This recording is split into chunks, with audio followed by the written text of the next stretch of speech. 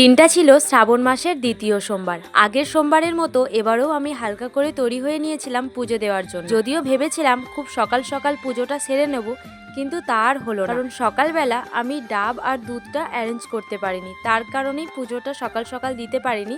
আমার পুজো দিতে দিতে প্রায় 11টা বেজে গিয়েছিল। শিবের পুজোর সাথে একেবারে ঘরের পুজোটাও সেরে নেব, তার কারণেই পুরো জায়গাটা একেবারেই পরিষ্কার করে নিচ্ছিলাম আর ঠাকুরের পটগুলোকেও পরিষ্কার করে নিলাম। তারপরে কৃষ্ণ ঠাকুরকে স্নান করিয়ে দিয়ে গঙ্গা জলে সেই স্নান করা জলটা বাইরে ফেলতে চলে গেলাম। তারপরে বাবা ডাব দিয়ে যাওয়ার পরেই একেবারেই আমি ডাবটা নিয়ে বসলাম, যাতে আমাকে বারবার করে উঠতে না হয়। তারপরেই মহাদেবকে স্নান করানোর জন্য আগে ঘি এবং মধু গায়ে মাখিয়ে দিলাম। তারপরে একে একে গঙ্গা জল, দুধ এবং ডাবের জল শিবের মাথায় আমি ঢালি এবং তার সাথে যে শিবের মন্ত্র সেটাও আমি জপ করি। তারপর তোমরা বলো যে তারকেশ্বরে কারা কারা গেলে শিবের মাথায় জল ঢালতে।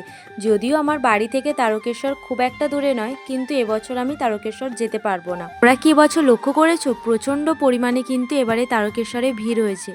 যদিও তারকেশ্বরে যারা শিবের মাথায় জল ঢালতে যাচ্ছে, জল তো একটাও শিবের মাথায় গিয়ে পৌঁছায়নি, সেই লোকের মাথাতেই পড়ে যাচ্ছে। তার থেকে বাড়িতে বসে শান্তি মতো ভাবে ভক্তি ভরে পুজো করাটা আমার কাছে মনে হয় বেস্ট। তারপরে আমি শিব ঠাকুরের মাথায় 3টে বেলপাতা এবং তার পছন্দের ফুল দিয়ে সুন্দরভাবে সাজিয়ে দিই। এইভাবেই আমি সকালবেলা আমার বাড়ির পুজো কমপ্লিট করি। আর আগের দিন আমি ঠাকুরের জন্য ফল, মিষ্টি এগুলো সব কিনে এনেছিলাম, তো সেটা সুন্দরভাবে থালাতে সাজিয়ে দিয়ে তুলসী পাতা দিয়ে দিয়েছি এবং ঠাকুরকে নিবেদন করি। তো এইভাবেই আমি আমার পুজো কমপ্লিট করেছি। তো ভিডিওটা কেমন লাগলো অবশ্যই জানিও। টাটা।